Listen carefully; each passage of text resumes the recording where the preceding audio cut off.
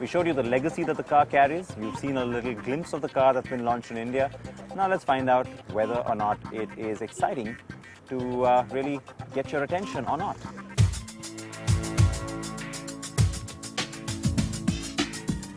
The Volkswagen Beetle comes to India with plenty of expectations. It's a car that carries a lot of baggage too, in a good way that is, with its glorious history and massive cult following.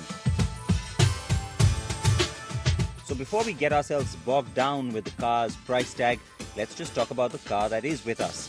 This is the new Beetle, which first came to life about 10 years ago. Since then, minor changes and upgrades to styling have been carried out, and this is the latest iteration. The car carries forward the legacy of the iconic original Beetle, and no one really needs to tell you that. Just look at it. I don't think I've ever had as many people staring at me in a new car here in Mumbai as I've had with the Beetle. And of course, that's because of the way the car looks. The bug, well, it looks exactly like the Beetles from the 50s and the 60s, and this is the car that really defined Volkswagen for the longest time. So when it was relaunched in 1998, it was essential that it looked the part.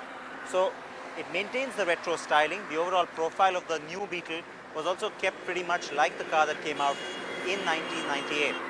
But you do have elements like the clear headlamps and of course the alloy wheels, which define the modern side of this car, even though the overall profile and stance, like I said, is like the old one.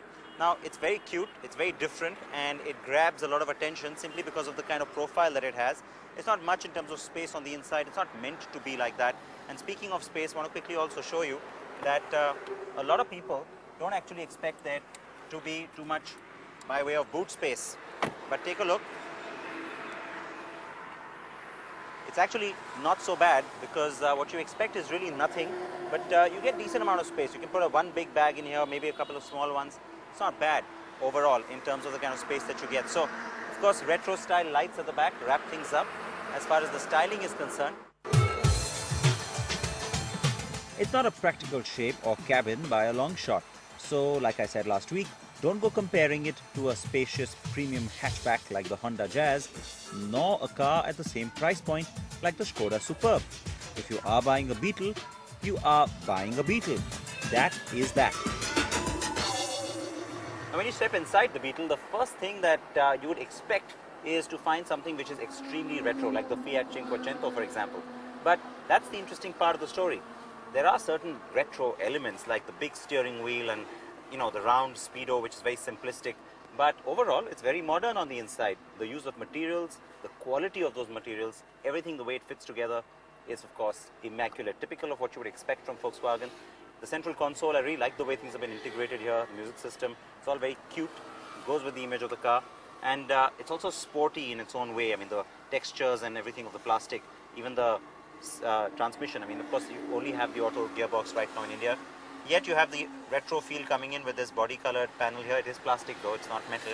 And again, it houses the modern bits, which is the controls for the electric mirrors. You got the power window switches down below. So it's all very nice, ease of use. And despite that, you don't miss things like steering mounted controls, because everything is right there for your attention. You can just grab things as you need them. When you get the Beetle on the road, it's a fun car, all right. But it was a strange decision on Volkswagen's part to launch only one engine option, that's the 2-litre petrol. The engine specs are ample, but it's still not the most exciting engine on offer, especially in the Desi context. In Germany, you have many more petrol engines and a solid diesel, which could have been the one for India. Tubar.com